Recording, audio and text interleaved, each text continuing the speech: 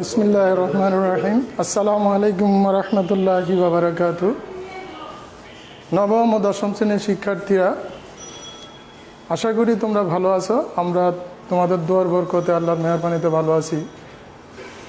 আমরা Ahmed Mamun academy live ক্লাসের routine মোতাবেক আজকে আমি এটিএম মুজাহিদুল ইসলাম গণিত শিক্ষক তোমাদের পরিমিতি দশম শ্রেণীর সিলেবাসে যে পরিমিতির অংশ আছে 16.3 ও 16.4 অধ্যায় থেকে আমি কিছু সমস্যা নিয়ে তোমাদের আলোচনা করব। আশা করি তোমরা মনোযোগ সহকারে ক্লাসটা অনুসরণ করবে আর প্রত্যেকে খাতা কলম নিয়ে প্রস্তুত থাকো, যাতে আমরা যেগুলো আলোচনা করব সেটা যাতে তোমরা সাথে সাথে নোট করতে পারো। এখানে প্রথমত আমি 16.3 এবং 4 কথা বলতে গিয়ে প্রথমে আমি তোমাদের 16.3 কথা যদি বলি, এখানে তোমাদের যে টপিক্সটা আছে সেটা হলো বৃত্ত সংক্রান্ত। তো বৃত্ত সংক্রান্ত যে সমস্যাগুলো আছে, তো বৃত্তের মধ্যে আমরা কি পাই, বৃত্তে আমাদের এখানে কি আছে আমরা একটু লক্ষ্য করি। দেখো, আমি তোমাদের এখানে একটা বৃত্ত এঁকেছি। এই বৃত্তে ও হচ্ছে কেন্দ্র, আর হচ্ছে ব্যাসার্ধ, এ আর বি হচ্ছে, এ থেকে বি পর্যন্ত এইটুকু অংশকে বলা হয় চাপ, যেটাকে আমরা এস ধরেছি। তাহলে এখান থেকে আমরা কি কি সমস্যা পেতে পারি, আর এখান থেকে এই সমস্যা আসলে আমরা কিভাবে সমাধান করব, তার সহযোগী হিসাবে আমাদের এই সূত্রগুলো যদি নিয়ন্ত্রণে থাকে, তাহলে আমরা এখান থেকে যে ধরনের সমস্যায় আসুক না কেন ইনশাআল্লাহ আমরা সমাধান করতে পারব। এখানে প্রথমত আমি বলতে চাচ্ছি যে তোমরা জানো যে কোনো বৃত্তের ব্যাসার্ধ যদি জানা থাকে, ব্যাসার্ধ আর হয়, তাহলে আমরা বৃত্তের পরিধি পাবো 2πr। এটা সূত্র আমাদের মনে রাখতে হবে। বৃত্তের ক্ষেত্রফল হবে πr²। এখানে আমরা এই অনেক সময় যদি 2πr আমরা এটা একেবারে মানদারটা মুখস্থ রাখবো না।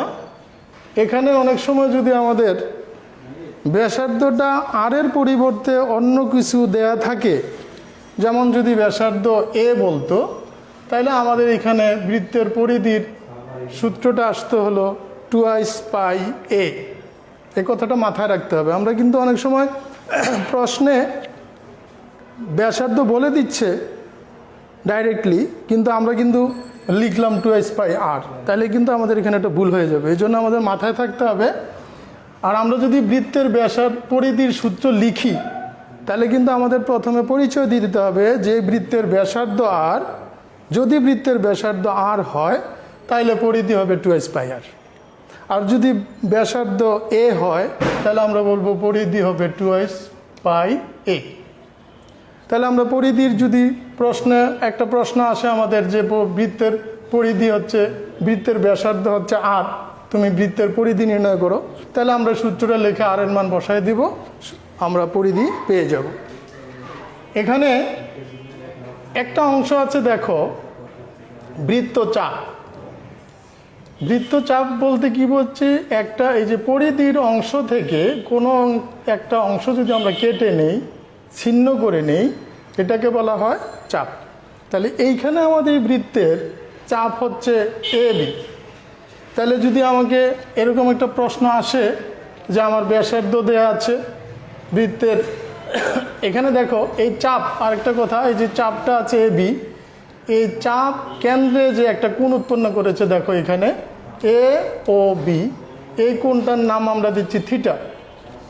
তাহলে বৃত্তের চাপ দেয়া আছে, বৃত্তের ব্যাসার্ধ দেয়া আছে, বৃত্তের এই চাপ দ্বারা উৎপন্ন কেন্দ্রস্থ কোণ দেয়া আছে। তাহলে এখানে আমাদের একটা প্রশ্ন হতে পারে যে চাপের দৈর্ঘ্য নির্ণয় করো। তাহলে দেখো আমরা একটা সূত্র পেয়েছি, বৃত্তচাপের দৈর্ঘ্য নির্ণয়ের সূত্র হচ্ছে θ বাই এই যে কোণটা, এই কোণ হচ্ছে এখানে থিটা, এই theta divided by 180 degree into pi R, এটা হচ্ছে আমাদের বৃত্তচাপের দৈর্ঘ্য নির্ণয়ের সূত্র। এটা আমাদের মুখস্থ রাখতে হবে। আরেকটা হচ্ছে যে বৃত্তকলা। বৃত্তকলা মানে বৃত্তের একটা অংশ, অর্থাৎ এই বৃত্তটার অংশ বলতে আমরা, দেখো এখানে একটা আমি গাঢ় দাগ দিয়েছি বৃত্তের, এই ও কেন্দ্রবিষ্ট বৃত্তের এই অংশটা দেখো একটা গাঢ় দাগ করা, তাই না? এখানে আসলে এই যে বৃত্তের চাপ থেকে, বৃত্তের চাপ একটা হচ্ছে এ বিন্দু, একটা প্রান্তবিন্দু এ আর একটা প্রান্তবিন্দু বি, এই দুইটা প্রান্তবিন্দু থেকে দুইটা রেখাংশ গিয়ে কেন্দ্রে যেই মিলিত হয়েছে, ফলে যে অংশটা ছিন্ন হলো এখানে, এটাই হলো বৃত্তের একটা কলা, অর্থাৎ বৃত্তকলা, অর্থাৎ বৃত্তের অংশ। তাহলে এই অংশটার যদি ক্ষেত্রফল চায় তাহলে আমাদের কি দরকার আছে? এখানে খেয়াল করে দেখো, বৃত্তকলার ক্ষেত্রফল আমরা বলতে চাচ্ছি theta by 360 degree into pi r square বর্গ একক। তাহলে এই দুইটা জিনিস নিয়ে আমরা একটু অনেক সময় কনফিউশনে পড়ে যাই, যে চাপের দৈর্ঘ্য আর বৃত্তকলার ক্ষেত্রফল। মনে রাখতে হবে theta by 180 degree pi r, আর ক্ষেত্রফলের ক্ষেত্রে এটা বৃত্তের ক্ষেত্রফলটা চলে আসবে, বৃত্তের ক্ষেত্রফল পাই আর স্কোয়ার, অর্থাৎ theta by 360 degree into pi r square. আমরা শিক্ষার্থীরা, আমরা যদি এই প্রথম অধ্যায়ের 16.3 আমাদের যে অধ্যায়টা আছে, এই অধ্যায় থেকে যদি আমি এই জিনিসগুলো জানা থাকে, এই সূত্রগুলো যদি আমার জানা থাকে, তাহলে আমরা এইখান থেকে যে কোনো সমস্যা আসলে ইনশাল্লাহ আমরা সমাধান করতে পারবো। তোমরা এই সূত্রগুলো খাতায় নোট করে ফেলো। আমি এই অংশটুকুর কথা বললাম। এইখানে আরও কিছু প্রশ্ন থাকতে পারে, যেমন ধরো আমার এখানে একটা বৃত্তাকার মাঠ থাকতে পারে। তোমরা একটু তাকাও, যেমন বললো এখানে একটা বৃত্তাকার মাঠ, আমি এইখানে একটা বৃত্তাকার মাঠ আঁকলাম, মনে করো এটা একটা বৃত্তাকার মাঠ। তাহলে এই বৃত্তাকার মাঠের চারিদিকে মনে করো একটা পথ আছে বা রাস্তা আছে।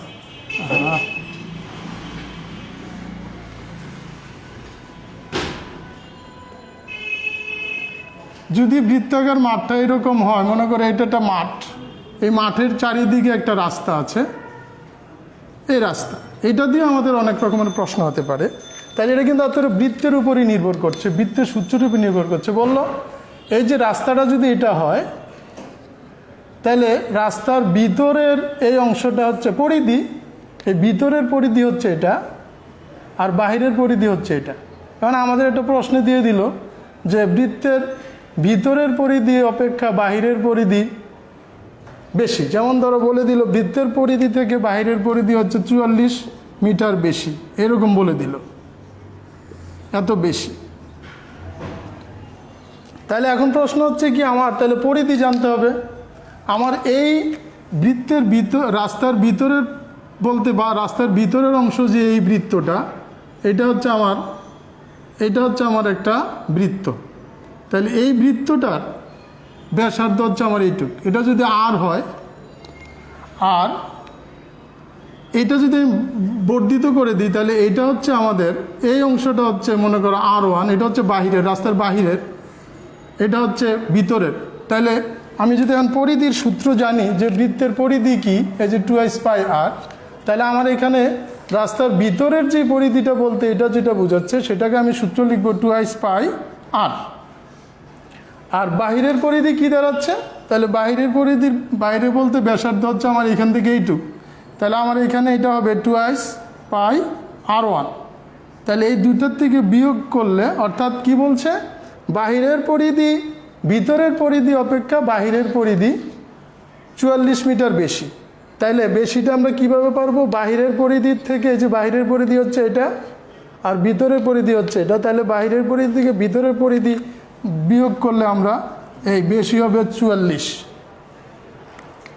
তাইলে এই 44, এই সূত্রটা, এই মানে সমীকরণটা তৈরি করে আমরা এখানে এই রাস্তার প্রস্থটা পেয়ে যাবো, অর্থাৎ রাস্তাটা কতটুকু চওড়া পেয়ে যাব। তাহলে আমি বোঝাতে চাচ্ছিলাম শিক্ষার্থীরা, যে আমরা যদি এই সূত্রগুলো জানি, তাহলে আমরা এই যে কোনো ধরনের সমস্যার সমাধান আমরা করতে পারবো। এটা গেল আমাদের বৃত্ত সংক্রান্ত যেই অধ্যায়ের তোমার সূত্রগুলো। এখন আমি তোমাদের যেটা বোঝাতে চাচ্ছিলাম সেটা হলো যে আমরা এই অধ্যায় থেকে যে কোনো অঙ্ক আসুক আমরা এই সূত্রগুলো নির্ভর করেই সমস্যাগুলো সমাধান করতে পারব। এখন দ্বিতীয় পর্যায়ে যদি আমরা যাই,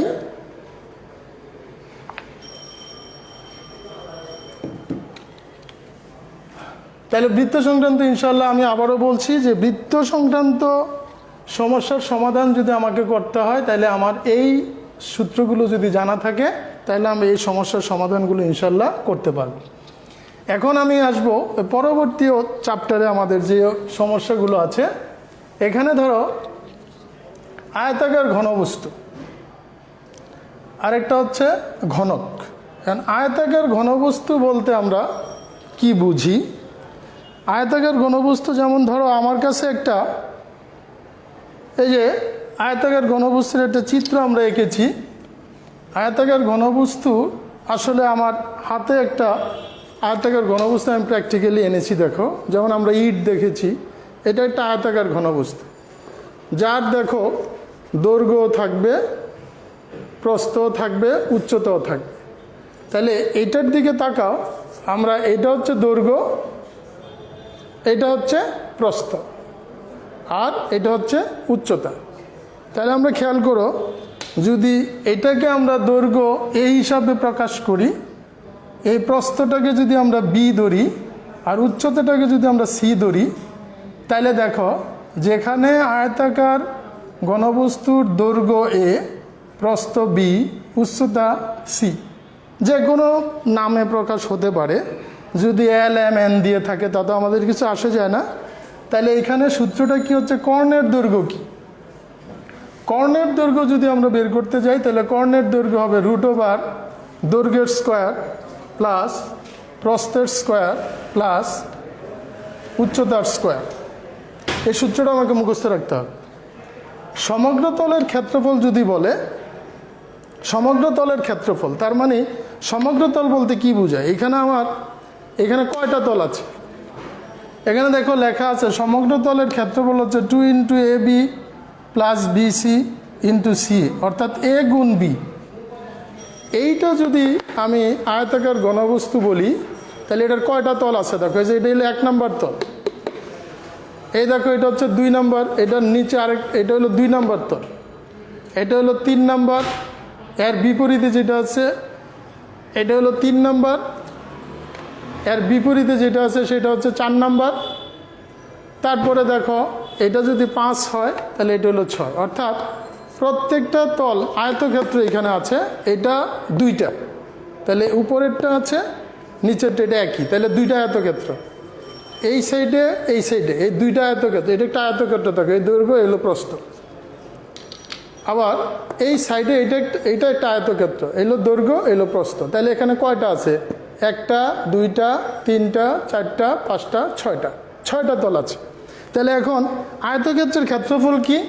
দৈর্ঘ্য গুণ প্রস্থ, দৈর্ঘ্য গুণ প্রস্থ। তাহলে আমি বলেছি দৈর্ঘ্য এ আর প্রস্থ হচ্ছে বি।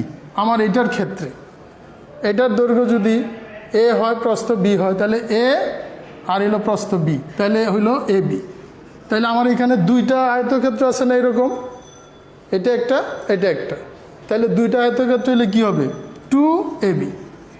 ঠিক একইভাবে যখন আমি আবার এই আয়তক্ষেত্রটা নিব তাহলে এটার দৈর্ঘ্য কিন্তু এ, প্রস্থ হয়ে যাচ্ছে সি, উচ্চতাটা সি। তাহলে এইখানে ক্ষেত্রফল হবে দৈর্ঘ্য গুণ প্রস্থ, অর্থাৎ A × C। তাহলে আমি A × C এখানে ক্ষেত্রফল পাবো, ঠিক এটার বিপরীতে আছে, ওটা তো আরেকটা আছে, তাহলে আমি পাবো 2AC। এখন আমি যদি এইটা নেই তাহলে এটার দৈর্ঘ্য, এটা হচ্ছে প্রস্থ, তাহলে দৈর্ঘ্য গুণ প্রস্থ, তাহলে B × C। তাহলে 2টা, এটা একটা এটা একটা, তাহলে হচ্ছে 2 × BC। তাহলে এই সমগ্র তল বলতে আমার 2 × AB + A B plus BC into AC.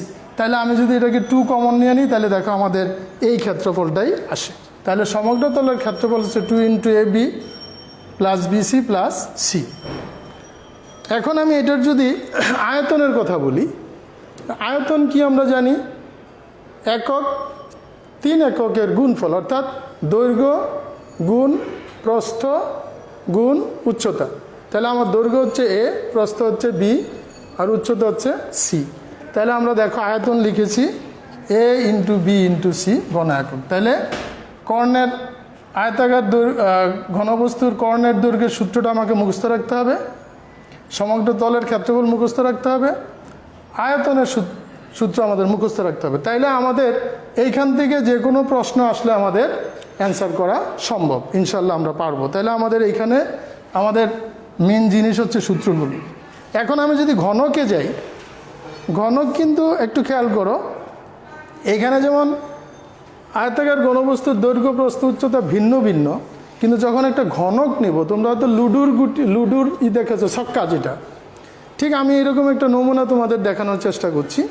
এটার কিন্তু সবগুলো এখানে যেমন এটাতে যেমন ছিল প্রত্যেকটা আয়তক্ষেত্র, এটা একটা আয়তক্ষেত্র, এটা একটা আয়তক্ষেত্র, এটা একটা আয়তক্ষেত্র, কিন্তু এইখানে খেয়াল করে দেখো এইখানেও 6টা তল, 1 নম্বর তল, 2 নম্বর তল, 3 নম্বর তল, 4 নম্বর তল, 5 নম্বর তল, 6 নম্বর তল, 6টা তল, 6টা তলই কিন্তু এক একটা বর্গক্ষেত্র।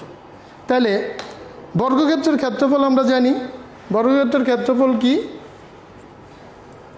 এ স্কোয়ার।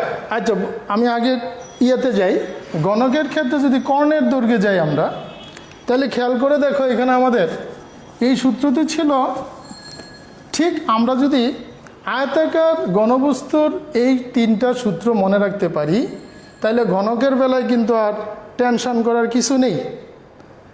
ঘনকের ক্ষেত্রে টেনশন করার কিছু নেই, শুধু আমরা এই যেহেতু দৈর্ঘ্য প্রস্থ উচ্চতা ভিন্ন, কিন্তু এখানে কিন্তু দৈর্ঘ্য প্রস্থ উচ্চতা সেম, তাহলে আমরা এ এ এ করব। তাহলে যদি আমাদের এখানে এরকম দাঁড়ায়, আমরা যদি 3টা জিনিস লিখতে চাই, তাহলে √over a square plus A square plus A square. আমরা এই সূত্রটা দেখাচ্ছি, কর্ণ মানে গণকের ক্ষেত্রে কর্ণের দৈর্ঘ্যটা কি হচ্ছে, তাহলে কি হচ্ছে √3a স্কোয়ার। তাহলে এখন কি হচ্ছে √3 থাকবে, আর এর জন্য স্কোয়ার বেনিশ হয়ে গেল। তাহলে এই হচ্ছে আমাদের √3। তাহলে গণকের কর্ণের দৈর্ঘ্য হচ্ছে √3। এটা কিন্তু আমাদের আলাদা মুখস্থ করার কিছু নেই, এটা জানা থাকলেই কিন্তু আমরা সেটা করতে পারব। তাহলে সমগ্র তলের ক্ষেত্রফলে আবার আমরা যাই, সমগ্র তলের ক্ষেত্রফল যদি আমরা যাই, তাহলে এখানে কি আছে দেখো, এ গুণ এ, বি এ গুণ এ, সব এ হয়ে যাচ্ছে। তাহলে এটা হচ্ছে এ স্কোয়ার এ স্কোয়ার এ স্কোয়ার, তাহলে কি হবে 3a স্কোয়ার।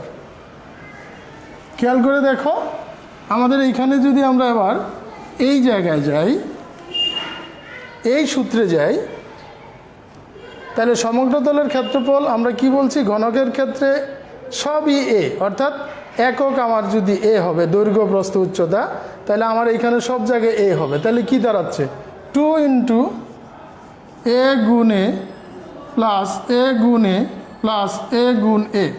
তাহলে কি দাঁড়াচ্ছে 2 ইন্টু এ স্কোয়ার প্লাস এ স্কোয়ার প্লাস এ স্কোয়ার। তাহলে কি দাঁড়াচ্ছে 2 ইন্টু 3a স্কোয়ার। তাহলে আমাদের সূত্রটা হচ্ছে 6a স্কোয়ার। দেখো আমাদের ঘনকের 6a স্কোয়ার। তাহলে এবার আমি আয়তনে যাই, আয়তনে গেলে দেখো তো আমার আয়তন 1 এ গুণ এ গুণ এ, অর্থাৎ এ কিউব। তাহলে আমি বলতে চাচ্ছি শিক্ষার্থীরা, আমরা যদি এই বৃত্ত সংক্রান্ত সূত্রগুলো মনে রাখি, এই আয়তাকার ঘনবস্তু এবং ঘনকের এই সূত্রগুলো যদি আমি মনে থাকি, এইখানে আমার আয়তাকার ঘনবস্তুর সূত্রটা মনে রাখলেই কিন্তু ঘনক চলে আসতেছে। তাহলে আমার এই সূত্রগুলো মনে রাখা একটু সহজ। আর যদি এই সূত্রগুলো আমরা নিয়ন্ত্রণে রাখতে পারি, তাহলে আমাদের যে তথ্য দেওয়া থাকবে, তথ্যের মধ্যে এগুলো থেকে তথ্য দেওয়া থাকবে, আমরা শুধু মান বসায় দেবো, আমাদের রেজাল্ট চলে আসবে। এই গেল আমাদের মানে মোটামুটি তোমাদের এই অধ্যায়ের এই 2টা পোর্শনের সূত্রগুলো, যে বৃত্ত থেকে তারপরে তোমার এই কী যেন বলে আয়তাকার ঘনবস্তু এবং আয়তাকার ঘনবস্তু এবং ঘনক, এই জিনিসগুলো যদি তোমরা একটু মাথায় রাখো, মুখস্থ রাখো, আমি আশা করি সূত্রগুলো তোমরা লিখেছ। এই সূত্রগুলো না লিখলে কিন্তু তোমাদের এইটা নিয়ন্ত্রণে থাকবে না, তখন তোমরা এটা করতেও পারবে না।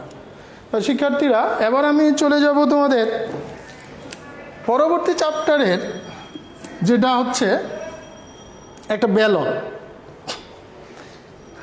এই বেলনের বিষয়টা একটু খেয়াল করে দেখো। বেলন বলতে আমরা কি বুঝি? তোমাদের টিউবলাইট, এটা একটা বেলন। যেমন আমার হাতে দেখো, এই যে আমি আমার হাতে একটা বেলন, দেখো এটা কি অবস্থা দেখো। এই বেলনটা, এটাকে আমরা উপরে একটা বৃত্ত, এই নিচেও একটা বৃত্ত, তাহলে এটাকে বলা সমবৃত্ত ভূমিক বেলন। অর্থাৎ এই বেলনটার উপর এবং ভূমি দুইটাই কিন্তু আমার বৃত্ত, আর এইগুলো হচ্ছে আমার পৃষ্ঠতলটা হচ্ছে বক্রাকার। তাহলে আমরা চিত্রে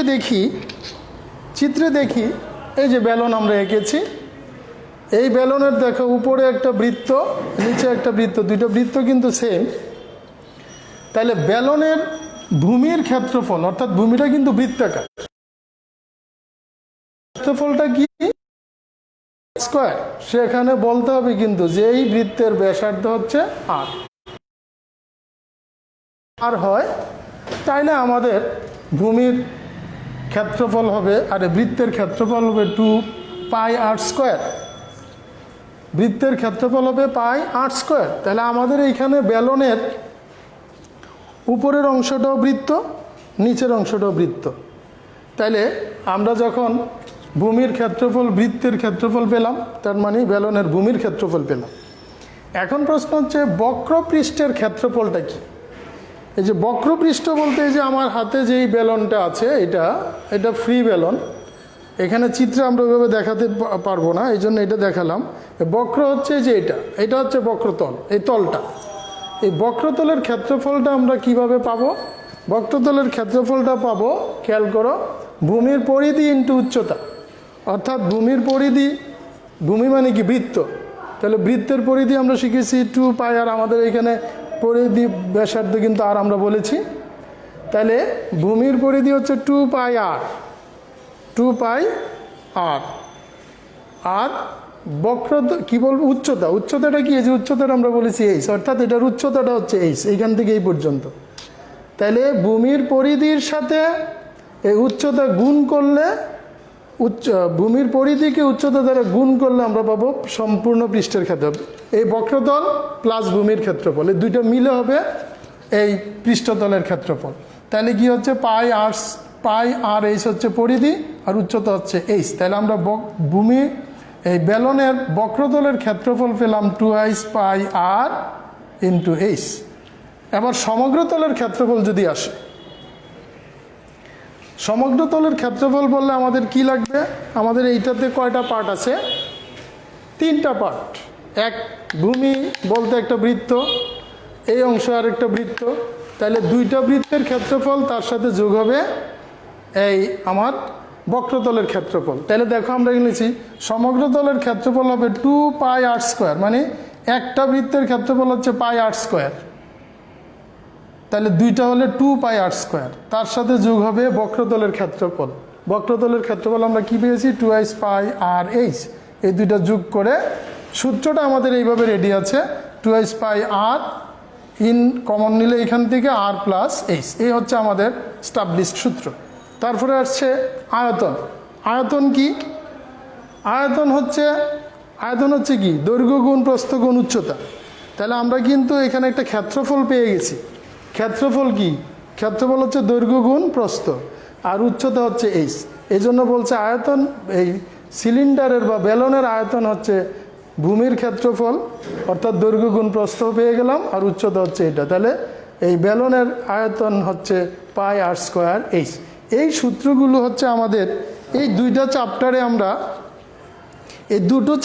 আমরা এই অংশগুলো পেলাম। একটা পেলাম বৃত্ত সংক্রান্ত, আরেকটা পেলাম আয়তাকার ঘনবস্তু, আরেকটা পেলাম ঘনক, আর পেলাম বেলন।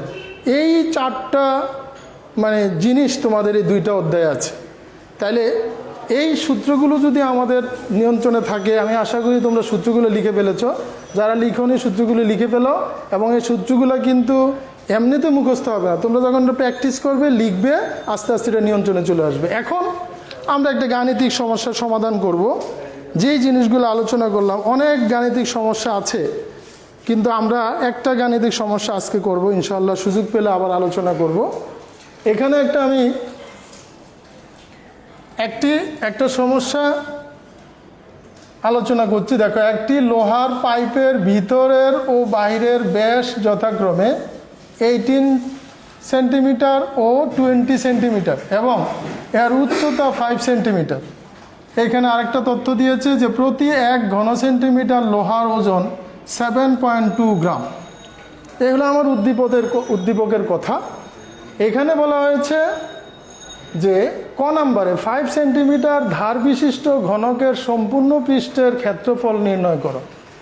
শিক্ষার্থীরা, এইখানে কিন্তু আমাদের প্রশ্নটা অন্যরকমও থাকতে পারত। আমি এতটুকু যা বলছিলাম, মনে করে এইখানে আমাদের বলল যে একটি বৃত্তের ব্যাস 26 সেন্টিমিটার হলে বৃত্তের ব্যাস ক্ষেত্রফল নির্ণয় করো, অথবা বৃত্তের পরিধি নির্ণয় করো, অথবা বলল যে এত সেন্টিমিটার ব্যাস বিশিষ্ট একটি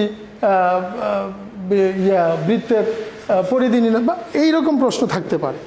তো আমরা এখানে যেটা বলছে সেটা আমরা সমস্যার সমাধান করব। তাই এখানে 5 সেন্টিমিটার ধার বিশিষ্ট ঘনকের ক্ষেত্রফল, তাহলে আমরা কিন্তু ঘনকের সম্পূর্ণ পৃষ্ঠের ক্ষেত্রফল নির্ণয় করে বলেছি।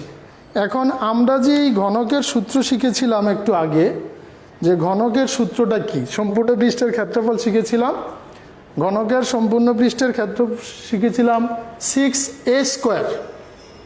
6a square. তাহলে আমাদের এইখানে কি দেওয়া আছে, ধার দেওয়া আছে। তাহলে আমরা যদি ঘনকের ধার, তাহলে আমরা যদি লিখি যে ক নাম্বার, শিক্ষার্থীরা এখানে আমাদের একটু ভুল হয়, খেয়াল করো। এইখানে আমরা শুধু ক লিখি, প্রথমে ক লিখি না। যেমন এখানে আমার এই প্রশ্নটা মনে করো এটা হচ্ছে আমাদের 9 নম্বর অঙ্ক বা 8 নম্বর অঙ্ক, 9 নম্বর অঙ্ক আছে মনে করো। তাহলে আমরা প্রথমে লিখি 9 নং প্রশ্নের উত্তর ক, অনেক একেবারে কেউ ডিটেলস লিখি, আবার কেউ সংক্ষেপে লিখি। তাহলে আমরা এখানে সেটা লিখলাম 9 ক, সংক্ষেপে লিখলেও কোনো অসুবিধা নেই। তাহলে আমরা এখানে যখন ঘনকের সম্পূর্ণ পৃষ্ঠের ক্ষেত্রফল বের করতে যাব, তাহলে ঘনকের সম্পূর্ণ পৃষ্ঠের ক্ষেত্রফলটা আমরা কি শিখেছি, তোমরা নিশ্চয়ই লিখে রেখেছ। তাহলে আমরা এখানে ধরি, মনে করি ঘনকের ধার a = 5 সেন্টিমিটার। আমি সংক্ষেপে করানোর চেষ্টা করছি। তাহলে ঘনকের ধার a = 5 সেন্টিমিটার আমরা ধরে নিচ্ছি। তাহলে এখন বলো, আমরা যে সূত্রটা শিখলাম ঘনকের সম্পূর্ণ পৃষ্ঠের ক্ষেত্রফল কি, তাহলে আমরা এটা জানি যে আমরা জানি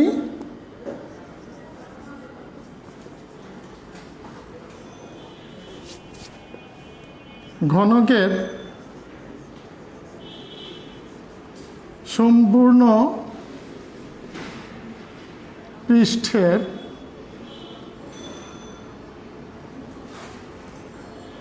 ক্ষেত্রফল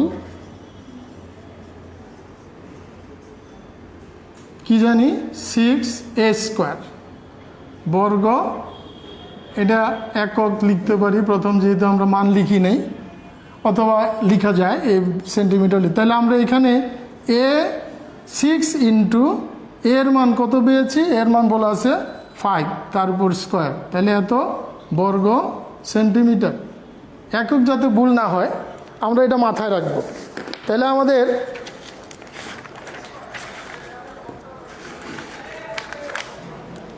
মান বসায় দিলে কি হচ্ছে, আবার ক্যালকুলেশন 6 ইন্টু 25 বর্গ সেন্টিমিটার। তাহলে আমাদের কি দাঁড়াচ্ছে, আবার ক্যালকুলেটর তোমরা ব্যবহার করবে, 150 বর্গ সেন্টিমিটার।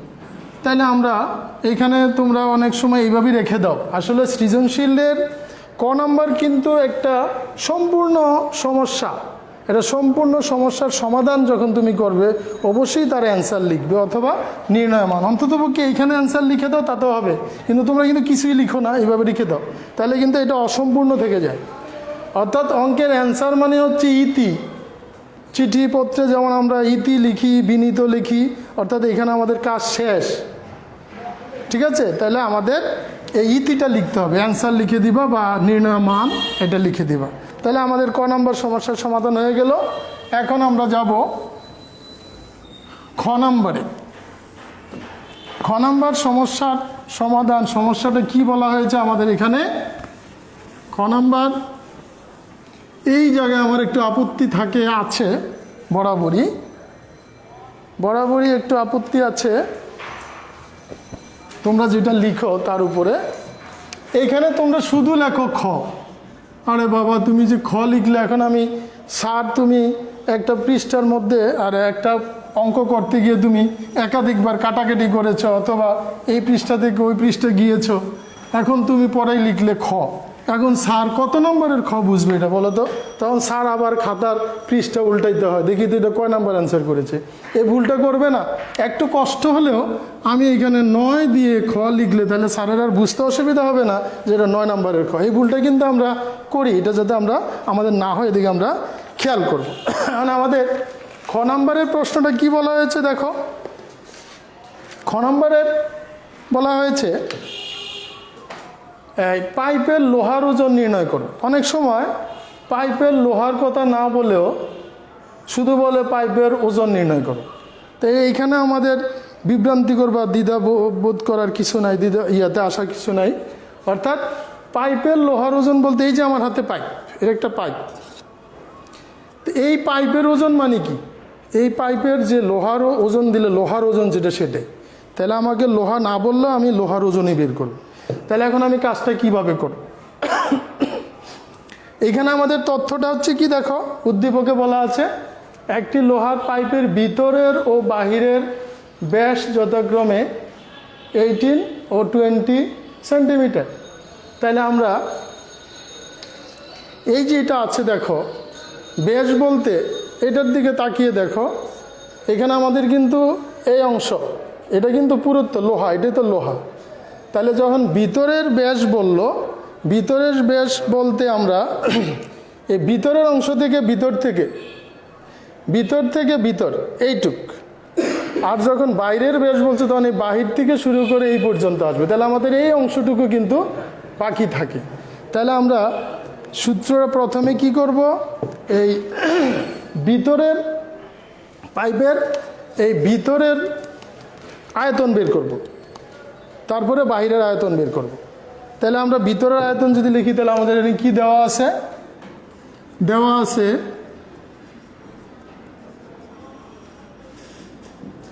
পাইপের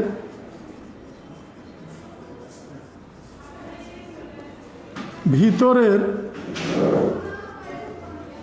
ব্যাস 18 সেন্টিমিটার। সুতরাং পাইপের ভিতরের ব্যাসার্ধ আমরা যদি ব্যাসার্ধ বলি, তাহলে 18/2 সেন্টিমিটার, তাহলে কত হলো 9 সেন্টিমিটার। এটাকে আমরা R1 ধরে নিতে পারি, এটাকে আমি ধরে নিচ্ছি R1, এটা ধরি R1, অথবা আমরা ভিতরে ব্যাসার্ধ R1 এটা ধরে নিতে পারি, এখানেও কোনো অসুবিধা নেই। তাহলে অর্থাৎ আমরা R1 পেলাম, ভিতরে ব্যাসার্ধ R1 পেলাম 9 সেন্টিমিটার। আবার পাইপের বাইরের ব্যাস সমান হচ্ছে 20 সেন্টিমিটার। তাহলে সুতরাং পাইপের বাইরের ব্যাসার্ধ কি হবে 20/2 সেন্টিমিটার সমান হচ্ছে 10 সেন্টিমিটার। এটাকে আমি ধরে নিলাম R2, এটাকে ধরি আমি R2। তাহলে অর্থাৎ আমি কি পেলাম R2 অর্থাৎ বাইরের ব্যাসার্ধ পেলাম 10 সেন্টিমিটার। এটা আমরা একবারও লিখতে পারি, কোনো সমস্যা নেই, আমি পরিষ্কারের জন্য লেখার চেষ্টা করলাম। তাহলে আমি ভিতরের ব্যাসার্ধ পেলাম R1, অর্থাৎ এই যে আমার পাইপটার এই ভিতরের ব্যাসার্ধ, অর্থাৎ এই সাইড থেকে এই সাইড ভিতরের অংশের ব্যাসার্ধ পেলাম R1 9, আর বাহিরের অংশ বলতে আমি এই থেকে শুরু করে এই যে কালো অংশটা দেখা যাচ্ছে এই সাইড থেকে এই পুরোটা ওইটা হচ্ছে ভিতরের বলতে এইখান থেকে এইটুক, আর বাহিরের অংশ বলতে এই জায়গা থেকে বাইরের অংশ পর্যন্ত এইটা হচ্ছে আমাদের R2। তাহলে এখন R1 পেলাম 9, R2 পেলাম 10। নোট করো, এটা খাতায় রাখো, আমি জিজ্ঞেস করব, না পারলে কিন্তু বুঝতেই পারছো যে তোমাদের মনোযোগী কোথায়, আমি বুঝতেও পারবো। তাহলে R1 পেলাম 9, R2 পেলাম 10। খালি মাথা নাড়ালে হবে না, না বুঝে খালি মাথা নাড়াচ্ছ দেখতে পাচ্ছি আমি, না বুঝে মাথা নাড়াবে না। তাইলে আমি এখন বা বৃত্তের আমার এই যে লোহার পাইপের ভিতরের ব্যাসার্ধ পেয়েছি কত 9। তাহলে আমি আবার বৃত্তের ভিতরের পরিধি বের করে ফেলি, পরিধি আয়তন। তাহলে পাইপের ভিতরের আয়তন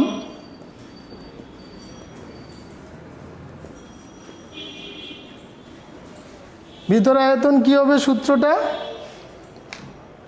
এখানে আমাদের আরেকটা জিনিস জানতে হবে, আমাদের উচ্চতা আমাদের এখানে বলে দিয়েছি কিন্তু 5 সেন্টিমিটার। তাহলে আমাদের এককের কোনো পরিবর্তন নাই। অনেক সময় এইখানে এই উচ্চতাটা 5 সেন্টিমিটার না দিয়ে আমি মিটার করে দিই, তাহলে এটাকে তোমরা মিটার লিখো, সেন্টিমিটার না। এই যে এটাকে আমি শেষ করে দিলাম 5 মিটার তোমাদের। তাহলে যদি 5 মিটার বলে, আগে দেখো আমরা পেয়েছি সেন্টিমিটার একক, এখানে আছে মিটার একক, তাহলে আমাদের একক কিন্তু একরকম হয়নি, তাহলে আমাদের এককটা একরকম করে নিতে হবে। তাহলে আমরা এখানে লিখে নিব উচ্চতা, পাইপের উচ্চতা = 5 মিটার।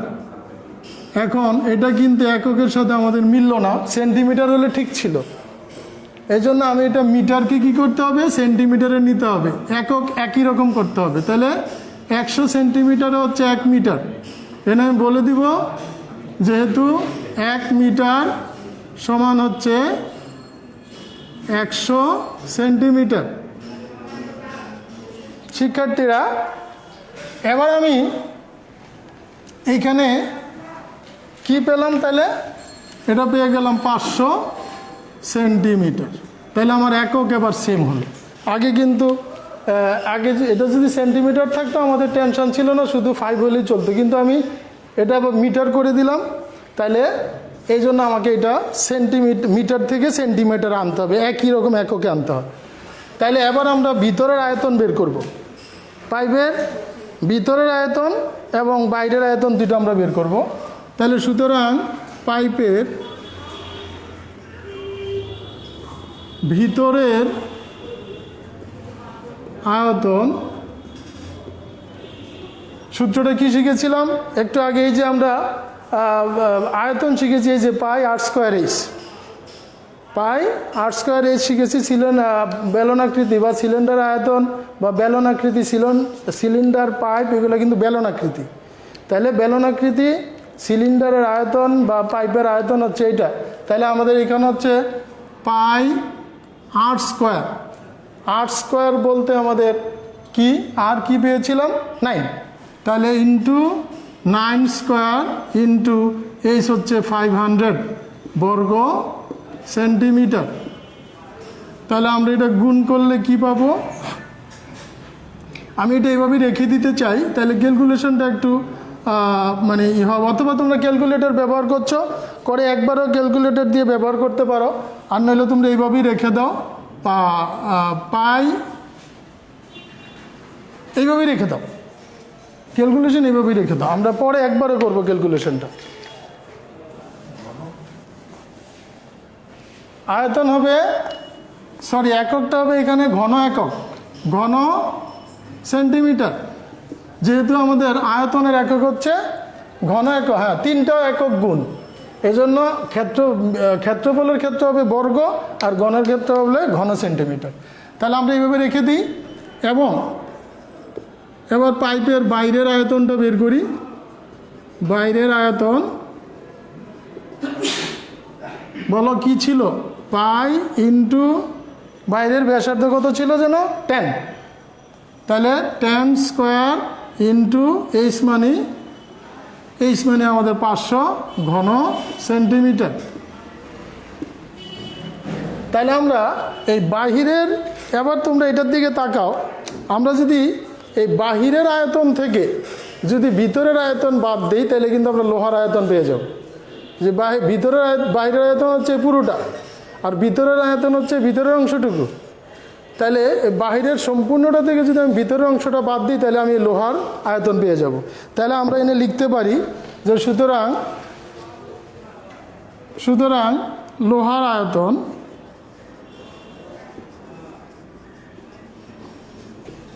কি করবো, এবার আমরা 5 ইন্টু 10 স্কোয়ার ইন্টু 500 থেকে বিয়োগ করব 9 স্কোয়ার ইন্টু 500, এটা এত ঘন সেন্টিমিটার। এখন আমি এটা কেন করলাম, যে কাজটা আমি দুইবার করতে চাই নাই। এখানে দেখো পাই ইন্টু 500 যদি আমি কমন নিয়ে নেই তাহলে আমাদের এখানে থাকবে 100, 9 স্কোয়ার মানে 100 আর এলো 81। আমাদের ক্যালকুলেশন একটু ছোটো হবে, এখানে যদি আমি বারবার পাই এটা বর্গ করে কাজটা করি তাহলে আমার কাজটা দুইবার হয়ে যায়, আমি চাচ্ছি এটা একবারে করার জন্য, তাহলে আমাদের একটু কাজটা সহজ হবে। এবার তুমি পাই ইন্টু 500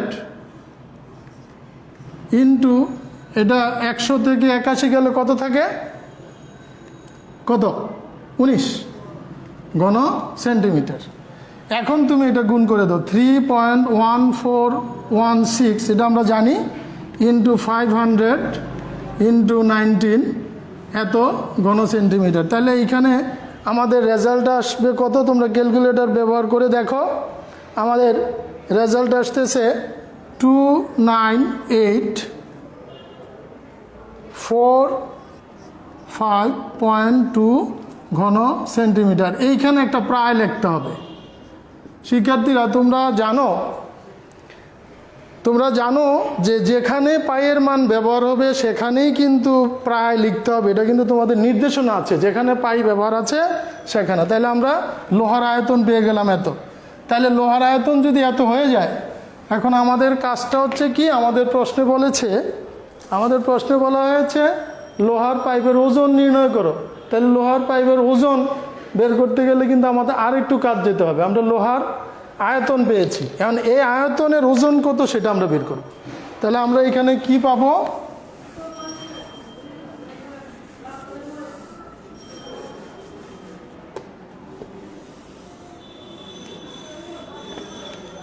আমরা আয়তন যেহেতু পেয়ে গেলাম, এখন আমাদের প্রশ্নে দেখো লেখা আছে 1 ঘন সেন্টিমিটার, 1 ঘন সেন্টিমিটার লোহার ওজন বলে দিয়েছে।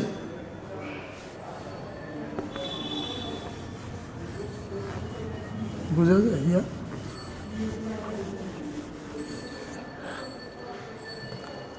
তাহলে আমাদের এখানে দেখা যাচ্ছে, দেখো 1 ঘন সেন্টিমিটার লোহার ওজন এত গ্রাম। তাহলে আমাদের এইটা হচ্ছে, এই লোহার আয়তন হচ্ছে এত। তাহলে আমরা এখন বলি যে তাহলে দেওয়া আছে কি, 1 ঘন সেন্টিমিটার লোহার ওজন কত আছে, 7.2 গ্রাম। তাহলে সুতরাং আমাদের কত ঘন সেন্টিমিটার আছে এটা, তাহলে আমরা লিখব সুতরাং 28945.2 ঘন সেন্টিমিটার লোহার ওজন। তাহলে এটা দ্বারা এটাকে গুণ করব 29845.2 গ্রাম। তাহলে এটাকে ক্যালকুলেটর করো, ক্যালকুলেটর করলে দেখা যাচ্ছে এটা হচ্ছে হলো 214,885.44 গ্রাম। আমরা যদি লোহার ওজন কত গ্রাম বলে দিত তাহলে আমরা এটা লিখে দিতে পারতাম, কিন্তু এখানে দেখা যাচ্ছে যে কেজিতে আনা যায়, মানে 1000-এর উপরে থাকলে 1000 গ্রামে 1 কেজি। তাহলে আমরা এটাকে 1000 দিয়ে যদি ভাগ করে দিই, ডিভাইডেড বাই 1000, তাহলে এটা হয়ে গেল কেজি। এখানে প্রশ্নটা অনেক সময় এরকম থাকতে পারে যে লোহার পাইপের ওজন কত কেজি, তাহলে কিন্তু আমরা বাধ্য এইটুক করার জন্য। তাহলে আমরা এটা দ্বারা 1000 দ্বারা ভাগ করলে এটা কেজি হয়ে যাবে। তাহলে আমরা কেজি পাচ্ছি 214.89 কেজি প্রায়। এটাই হলো আমাদের লোহার নির্ণয় ওজন। আমরা পেয়ে গেলাম আমাদের খ নম্বরের অ্যান্সার, নির্ণয় ওজন এত কেজি। এটা হয়ে গেলো আমাদের ক নম্বরের অ্যান্সার, খ নম্বরের অ্যান্সার। এবার আমরা গতে যাব। গ নম্বরে আমাদের কি বলা আছে প্রশ্নটা আমরা একটু খেয়াল করি। আমি তোমাদের আবারও বলছি, এইখানে নাম্বারিং করতে গিয়ে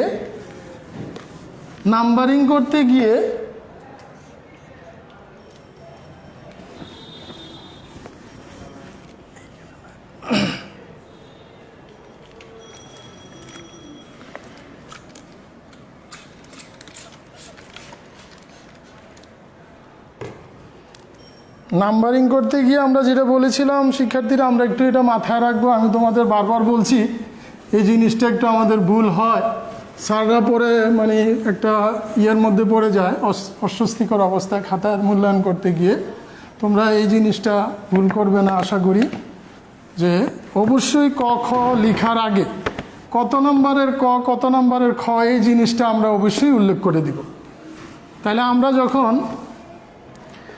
গ নম্বরের অ্যান্সার করব, আমরা এইখানে গ লিখব, কিন্তু কত এর গ। আমি আবারও বলছি, এই গ লেখার আগে 9টা লিখে দিব বা যত নাম্বারে আছে, শুধু গ লিখব না। এটা আমি বারবার তোমাদের জ্ঞাতার্থে বলছি। আর নাম্বারটা অবশ্যই সাইডে না লিখে এরকম উপরে লিখবে। আচ্ছা মাশাআল্লাহ। তাহলে আমরা এবার কোথায় যাব? আমাদের বলা হয়েছে পাইপটিকে গলিয়ে 6 সেন্টিমিটার ব্যাসার্ধ বিশিষ্ট একটি নীরের দণ্ডে পরিণত করা হলো, দণ্ডটির দৈর্ঘ্য নির্ণয় করো। তাহলে আমরা এই যে ব্যালনটা আছে এটাকে আমরা গালাবো। এটাকে গালাইলে কী হবে? লোহাগুলো সব গলে যাবে, নরম হয়ে যাবে। নরম হয়ে যাওয়ার পরে এটাকে আমরা একটা নীরের দণ্ড বানাবো। নীরের দণ্ড মানে মাঝখানে কোনো ফাঁকা থাকবে না। দেখো আমি তোমাদের জন্য একটা দণ্ড এনেছি, যদিও দণ্ডটা ছোট। এটাকে গালালে, বড় একটা গালালে যে লোহাটুকু গলে যাবে, এটাকে দিয়ে আমরা এইটুকুই একটা দণ্ড বানালাম মনে করো। এই দণ্ডটা দেখো নিরেট, ফাঁকা নাই। এই দণ্ডটার দৈর্ঘ্য বের করতে বলছে, কিন্তু একটা খেয়াল করো, এই দণ্ডটাও কিন্তু বেলনাকৃতি। তাহলে এইটা যদি আমি এটার দৈর্ঘ্য বের করতে চাই, তাহলে এটার মতো এই দৈর্ঘ্যটা আমাকে বের করতে হবে। তাহলে আমার এখানে কি পেলাম? আমাদের এটা বের করার জন্য আমরা কি পেলাম? তাহলে এইখান থেকে যে লোহা পেয়েছি, এই লোহা দিয়েই তো এটা তৈরি হয়েছে। তাহলে এই লোহার পরিমাণটা কতটুকু হবে? এইখানে যেই লোহা ছিল তাই। তাহলে শিক্ষার্থীরা আমরা এখান থেকে কি নিতে পারি? যে আমরা এনে লিখতে পারি যে খ থেকে আমরা পেয়েছি উদ্দীপকের আলোকে খ থেকে পাই বা প্রাপ্ত লোহার আয়তন, পাইপের লোহার আয়তন আমরা কত পেলাম? পাইপের লোহার আয়তন পেয়েছি হলো 298 45.2 ঘন সেন্টিমিটার, এটা আমরা পেয়েছি। তাহলে যেহেতু এই লোহা দিয়েই আমি নীরের দণ্ডটা তৈরি করেছি, তারা বলেছে 20 এটা গলিয়ে 6 সেন্টিমিটার ব্যাসার্ধ হচ্ছে নীরের দণ্ডে তৈরি কথা হলো, তার মানে যে দণ্ডটা আমি পেয়েছি এই দণ্ডটার লোহার আয়তনও কিন্তু তাই হবে। তাহলে আমরা কি লিখতে পারি প্রশ্ন মতে, আরও যদি লিখে দাও তোমরা, যেহেতু কথাটা লিখে দাও তাহলে আরও ভালো হয়। প্রশ্ন মতে নীরের দণ্ডের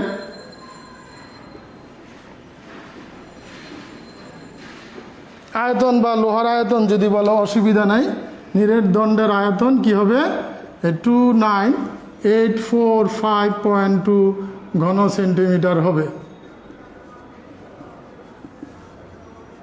তাহলে আমরা নীরের দণ্ডের আয়তন পেয়ে গেলাম।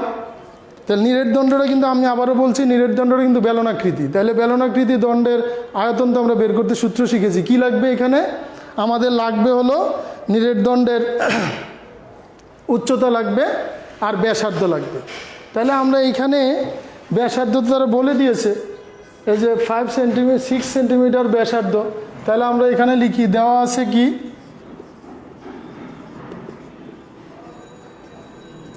ব্যাসার্ধ, তুমি ব্যাসার্ধ কত দেওয়া আছে 6 সেন্টিমিটার। আর এখন আমি উচ্চতা জানি না, উচ্চতা তো দেয়া নেই, আমাকে বের করতে বলছে এই দণ্ডের দৈর্ঘ্য। আসলে দণ্ডের দৈর্ঘ্যটাই হচ্ছে উচ্চতা। তাহলে আমি ধরে নিচ্ছি যে মনে করি দণ্ডটির দৈর্ঘ্য বা উচ্চতা h = h। এটা তো আমরা জানি না, এটা আমরা ধরে নিলাম, উচ্চতা ধরে নিচ্ছি আমরা h। তাহলে h বা তুমি যে কোনো জিনিস ধরে নাও, কোনো সমস্যা নাই। এ ধরতে পারো, যে R3 R1 R2 ব্যবহার করেছি, 3 ধরতে পারো, অসুবিধা নেই। তাহলে এখানে খেয়াল করে দেখো তো, আমরা দণ্ডটার ব্যাসার্ধ পেয়ে গেছি, ভূমির ব্যাসার্ধ পেয়ে গেছি, আর হচ্ছে তোমার উচ্চতা পেয়ে গেছি। তাইলে আমাদের আয়তন বের করতে কী লাগে? পাই r²h, মানে ব্যাসার্ধ আর উচ্চতা। তো আমরা দুইটাই পেয়ে গেলাম। তাহলে তুমি এখন আমরা সুতরাং লিখতে পারি যে সুতরাং